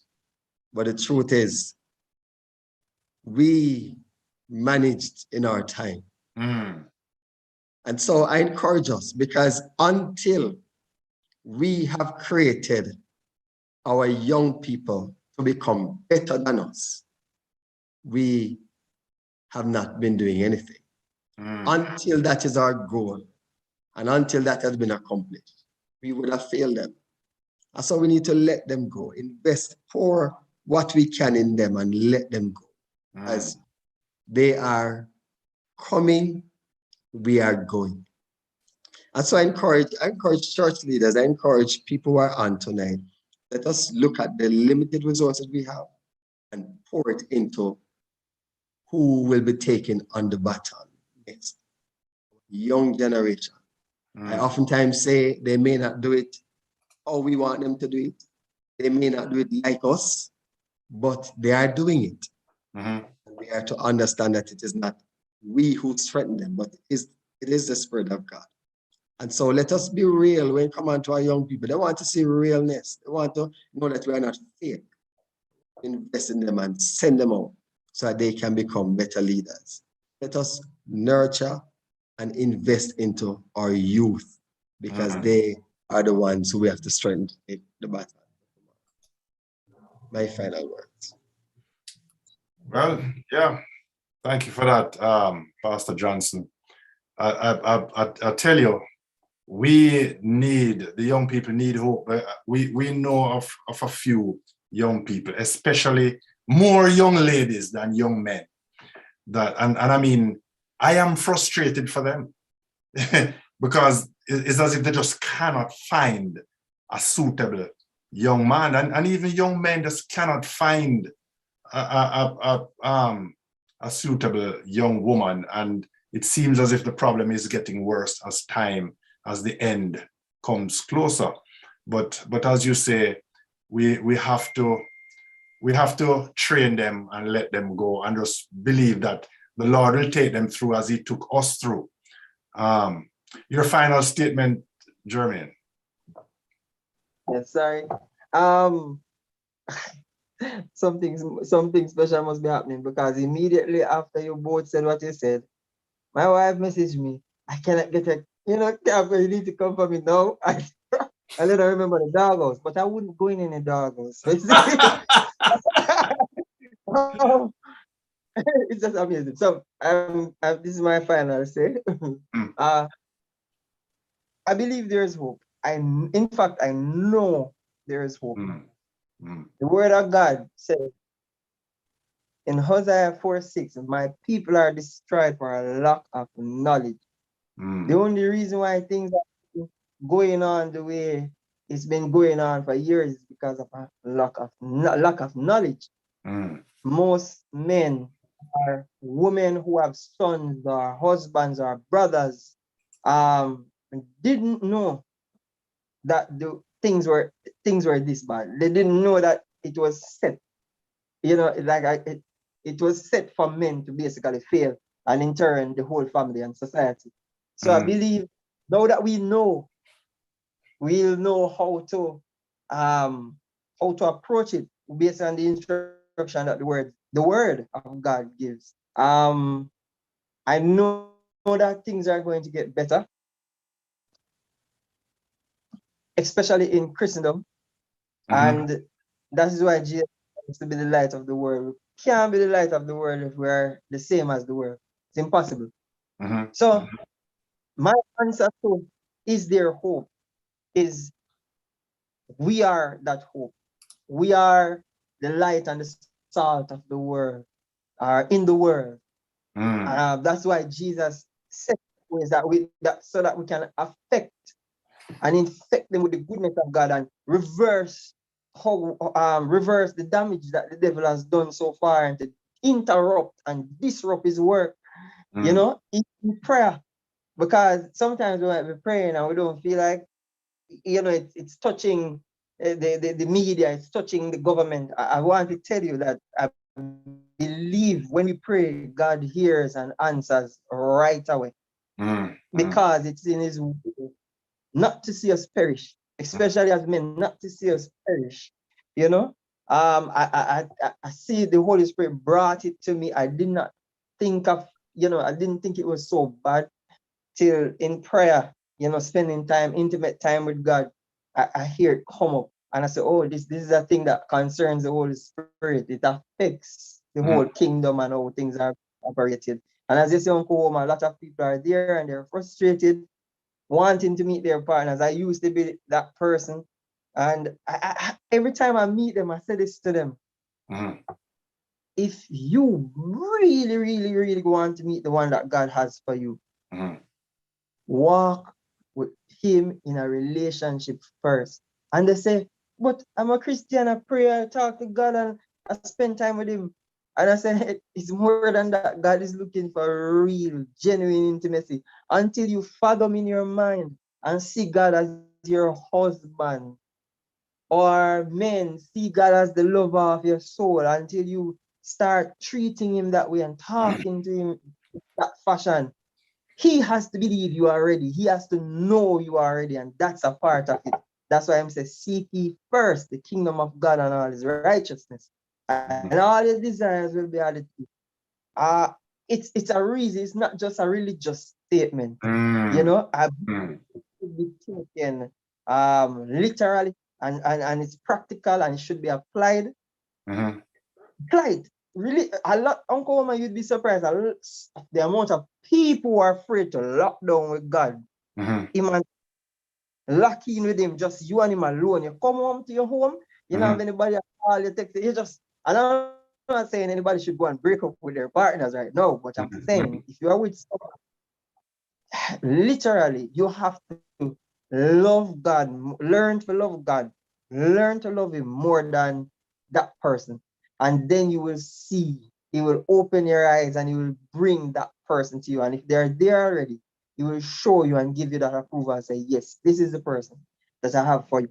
You know? So there is, as long as God sits on that throne, all is not lost. There's hope.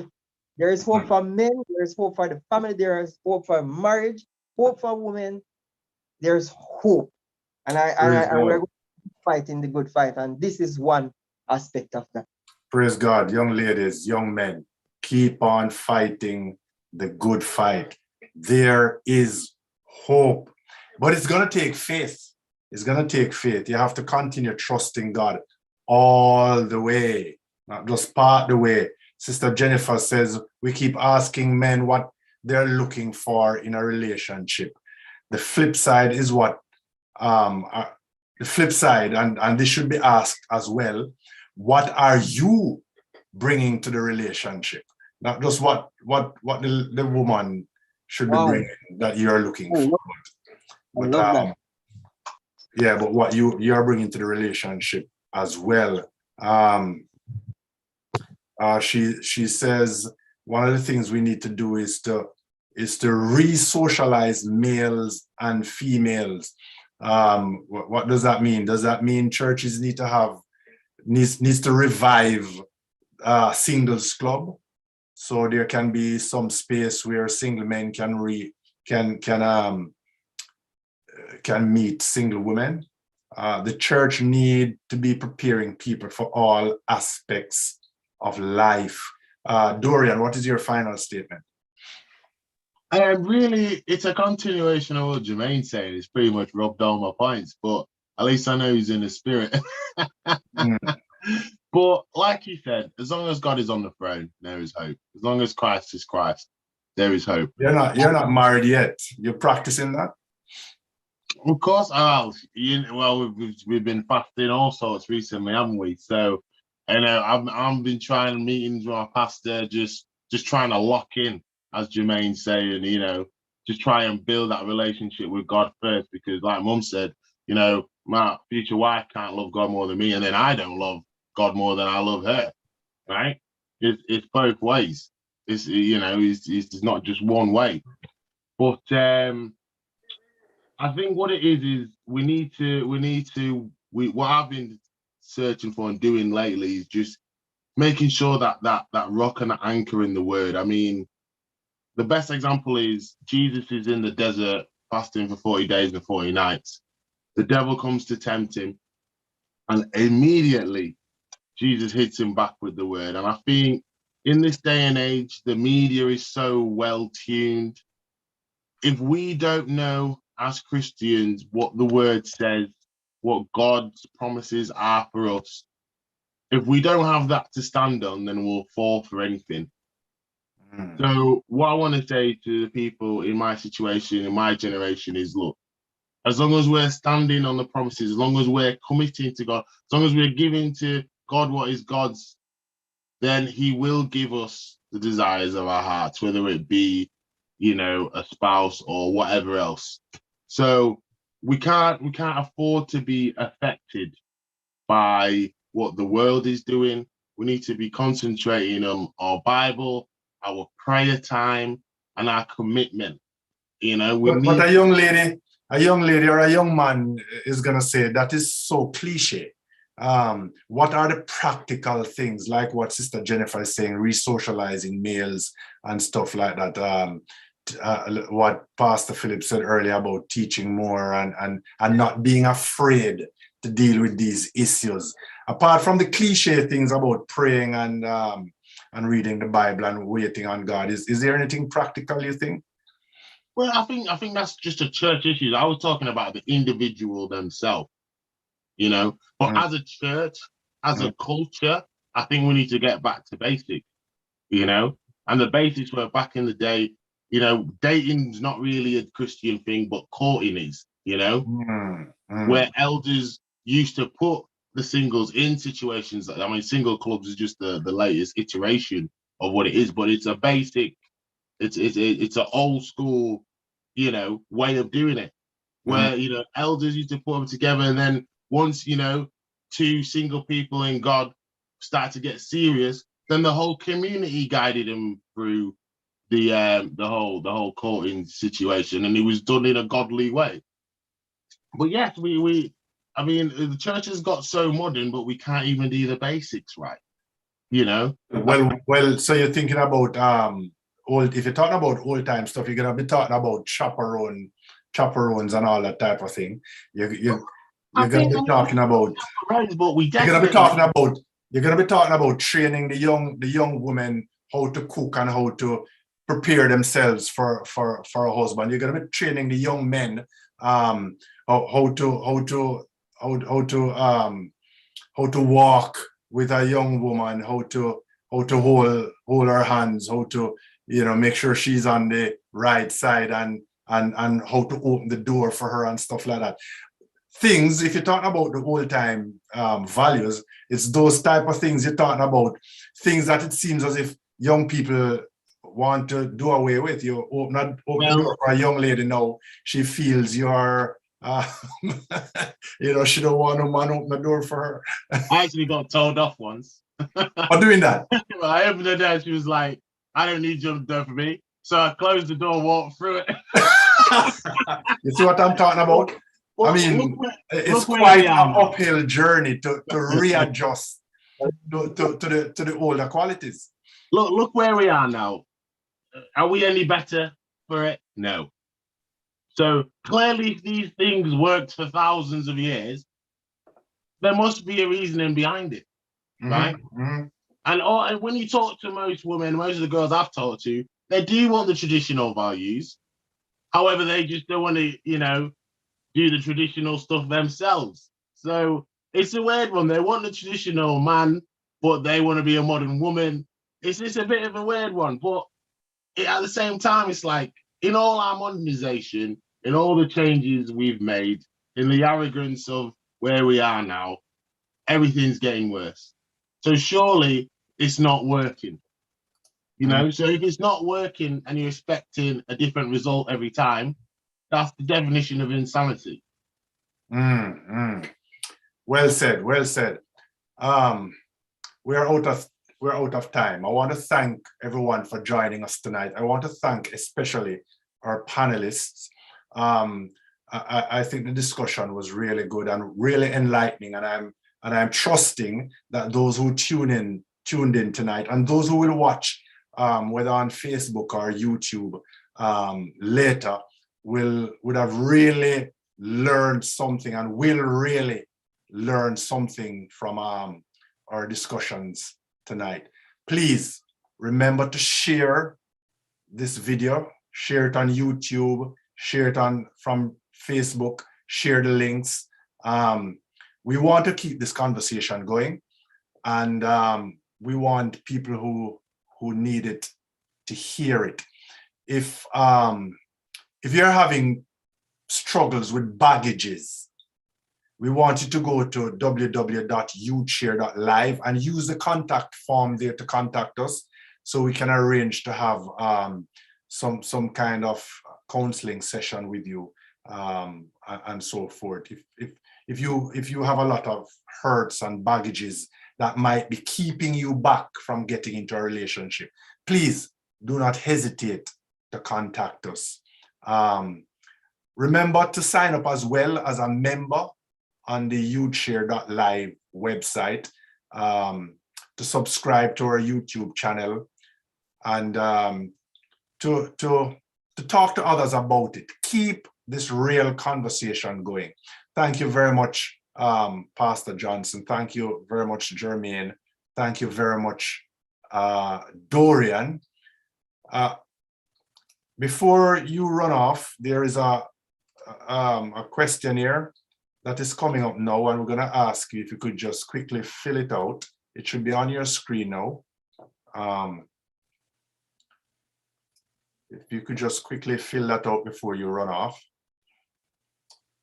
I want to say a big thanks as well to AIR, Arrow's Internet Radio, and to the team there, Noel and the others who also aired this live. I remember at one point he said that they had 100 and odd people listening in, and from several different countries. So we want to thank Noel and his team at Arrows International Radio. It's 166 from 9 countries. I see it there. 166. Thank you very much for that, Pastor Philip. 166 from 9 different countries. So thanks to them. Thank you very much. And please watch this space on YouthSHARE.live for the shows that will be coming up. Stay tuned, please. Bless you, and thank you very much.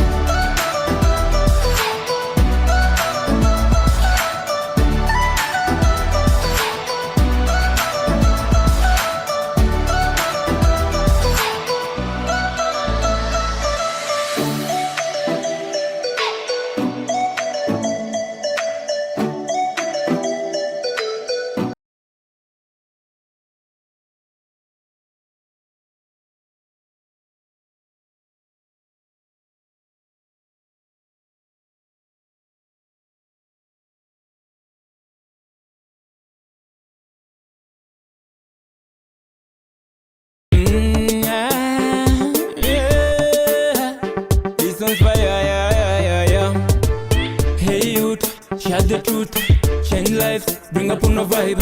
Hey youth, share the truth, change life, bring up on a vibe. Hey youth, share the truth, change life, bring up on a vibe. Hey youth, share the truth, change life, bring up on a vibe. Hashtag share life, hashtag youth share life, hashtag share life, hashtag youth share life. We've got the questions, we've got the answer. Got some problems, we've got the timer. No pot answers, no being shy. Bible truth and no fake news. Talk up the things, them. Hashtag youth share life.